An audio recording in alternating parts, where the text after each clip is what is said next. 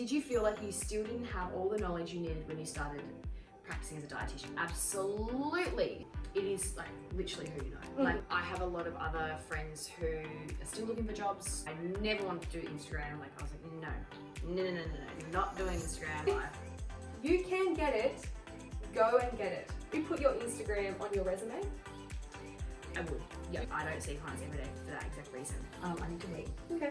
Yeah. The question is, how did you get your foot in the door after uni? And I think we both have quite unique experience. Also, I'm very, very lucky in that I volunteered with Marika, and literally like a few months before I graduated, I got a job.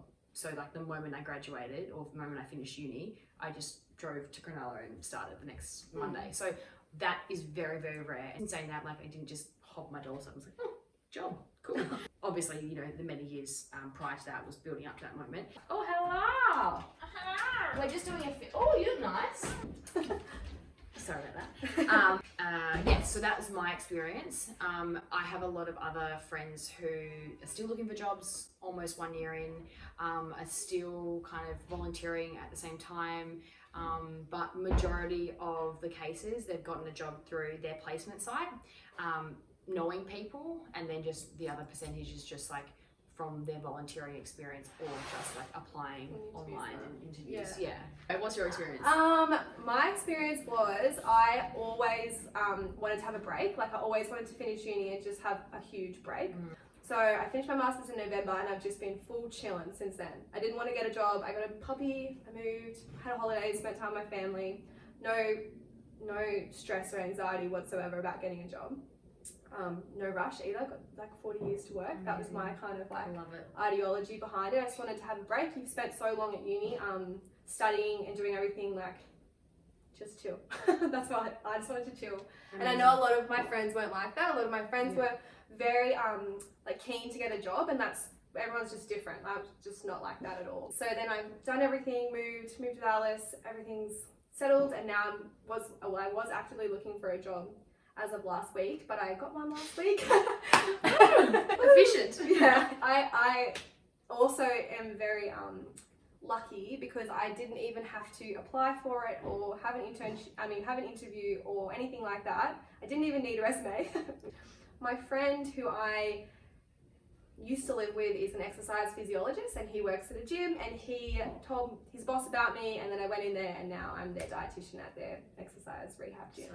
So that is another case of knowing people. It is like literally who you know. Like majority of cases who you know. And you never know when you meet someone what role they're going to play in your life. Okay, let's talk about Instagram. Do you recommend starting an Instagram page to help build your resume or exposure? So I started my Instagram like second year of masters. So I never wanted to do Instagram. Like I was like, no, not doing Instagram. And then I realized that there are a lot of people on Instagram who were very ill-equipped in the advice that they were given or giving other people. So I figured, let's just do it. Let's drown out a couple of these voices if I can. Let's try and create more of exposure for myself. And I have no idea where this is going to head, but let's just give it a go. And I started doing like random posts about random stuff, resharing stuff, like whatever. And at the beginning it was like my personal Instagram and my dietitian Instagram. And that was probably the sake for a year. And then I started doing my own Instagram and personal business as a whole. And that was a really great move for me, but it's not always the case for some people. In terms of whether you need to, no way. Like me personally, I, at the end of the day, want to run my own business. And so having a platform where people can find me and having a sort of like persona online is really important to me in order to find clients, in order to build my business, in order to seek out brands, really, really helpful, but it's not for everyone. If you don't want an Instagram, do not do an Instagram. If you feel like you don't want to be or show your face online, if you don't want to be ridiculed online, if you don't want to be criticized online, which happens to me every single day, then do not start an Instagram. I tell you now, it's not worth it. But if you are wanting to start out your own business, if you are thinking about doing something marketing or media or anything on that realm, potentially give it a go. We need more dietitians online. Like we need people to drown the sound. of those ill-qualified people. So that's kind of my opinion. But yeah, what about you? I also started an Instagram when I was in my first year of my master's. And similar, I mainly used it because I just wanted to study. I was my way of studying. If I got all of this really hard information and I was able to summarize it into simple, easy to understand language that was consumable by young people, I was I'm going to learn it so much better than if I just study it. Yes, and that's how I started doing it. And honestly, it helped me so much. Just translating the information into little bites, it really did help me. And same thing, I just saw so many people sharing huge influencers and huge just people just sharing such just wrong information about nutrition, and I seeing people following it so religiously, I was at least if I'm one person out there, I'm providing accurate information about nutrition. And I'm similar to Alice. I also want to have my own business, but that's not why I started it at all. I just wanted to do it for study, and now honestly it's so good. I met Alice from it. I've met actually a lot of people from the Instagram, and nothing comes from your Instagram, at least you meet people, and you get to see what other people are doing, where their careers are going, different resources, different ways of sharing information, keeping on top of trends and what people are talking about. And I think then that way it's really good. Keeping on top of trends, it's a really good thing. That's where the people are. That's where people are getting their information from. So we need to know what people are getting their information from and how and what that is. You put your Instagram on your resume? I would. Yeah. You would? Yeah, I would. And I know a few girls who've done that. And put their Instagram on their resume, because I think nowadays it's important, as a dietitian, to have somewhat of a social presence for some people.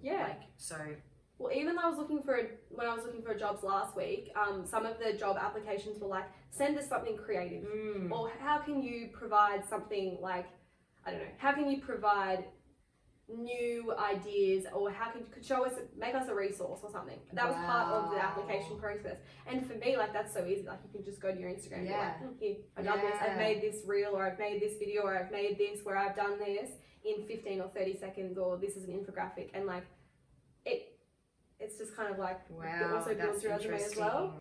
I need to wait. Okay. Yeah. Cut. Sorry, we just had to take a toilet intermission because Alice has the smallest bladder in the world. Grace, you had a good question that you wanted to ask. Someone asked me on my Instagram, I think last week, about how we'll be able to work as well as study. And we talked about before how we were able to volunteer and do internships and stuff. But the main, were we able to actually make money? Oh, it's... Do you want to come on here, Dale?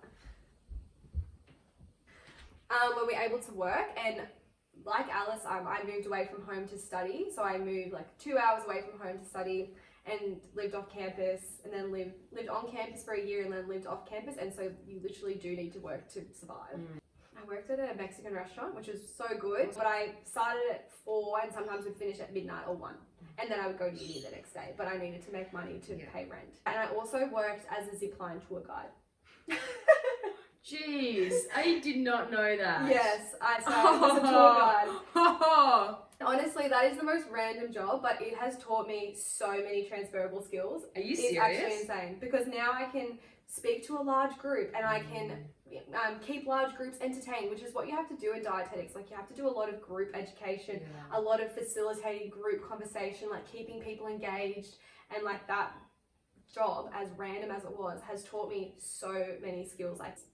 And then when I moved to Sydney, I worked at a couple of restaurants in Cronulla, and then I got a job with Go for Fun. So that's definitely recommend getting a job with Go for Fun if you can do it. I'm a nutrition educator with them, and looks fabulous on your resume. And you literally just teach kids and families on healthy eating, and it's all about combating childhood obesity in New South Wales. And they pay well too. They pay really well, and it's a really just good job. You just teach about healthy eating, really. Yeah.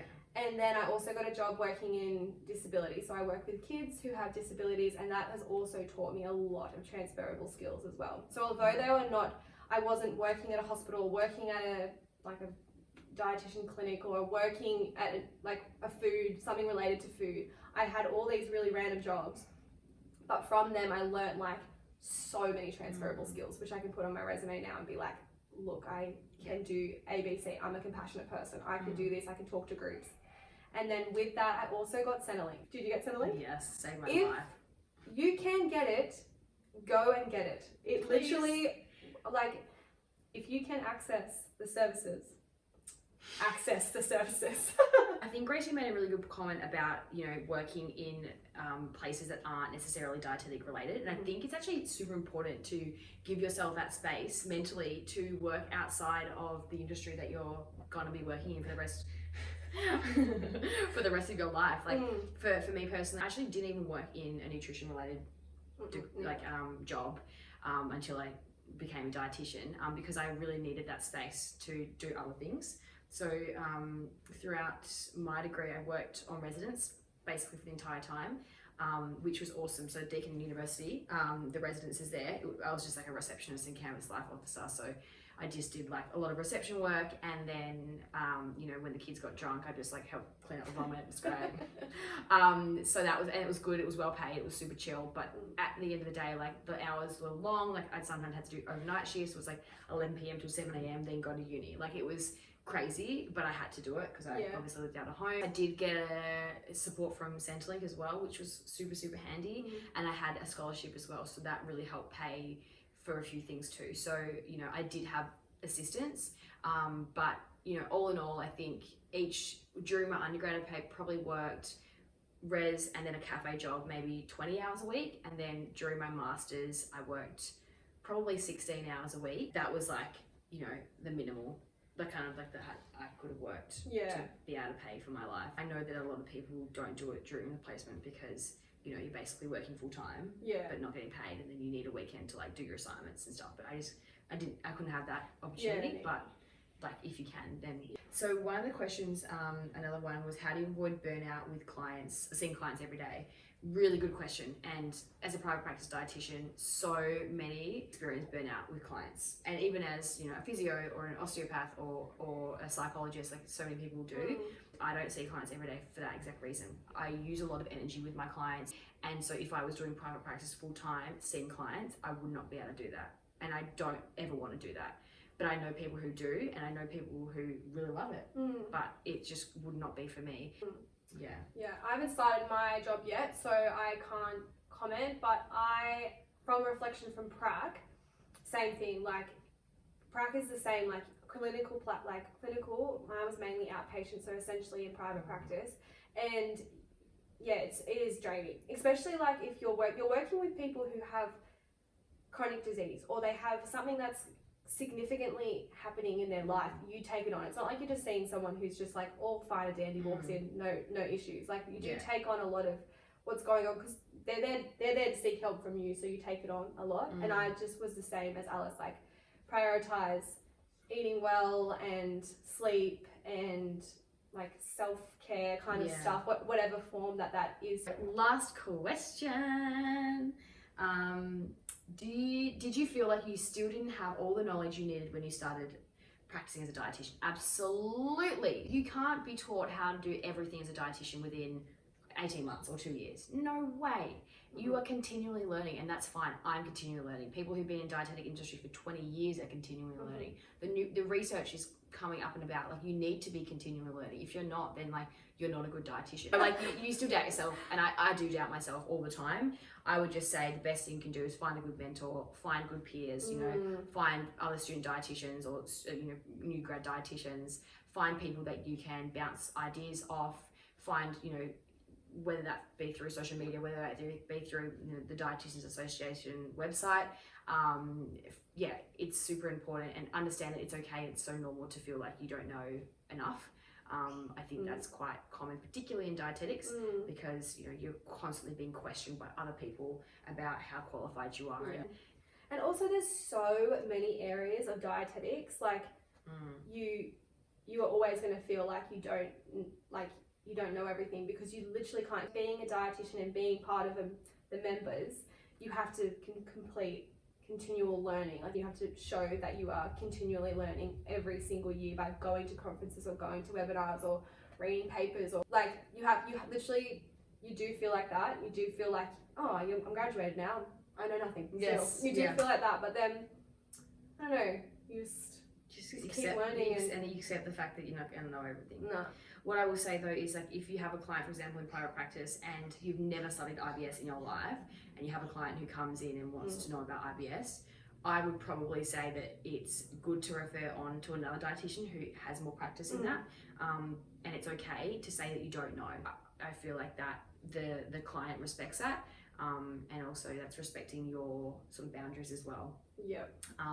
And it's okay even when you're in the consult and they ask you a question, like, you don't have to know everything. Like, be like, that's a really good question. I'm going to research that and get back to you and email you or whatever. How many times have you been in doctor's surgery and they're on Google? Multiple. Anyway, thank you all very much for watching. Thanks, Grace, for joining me. No worries. Absolute legend. Grace, this is her Instagram if you forgot. Or follow her. Give her a little bit of love. And thank you so much for watching. Don't forget to subscribe. And if you guys have any other video ideas, then just comment below and we can see what we can do. But yeah, best of luck for all those who are studying dietetics. Oh, Odie, he's tired. And yeah, we'll see you guys in another video. Yeah. Bye.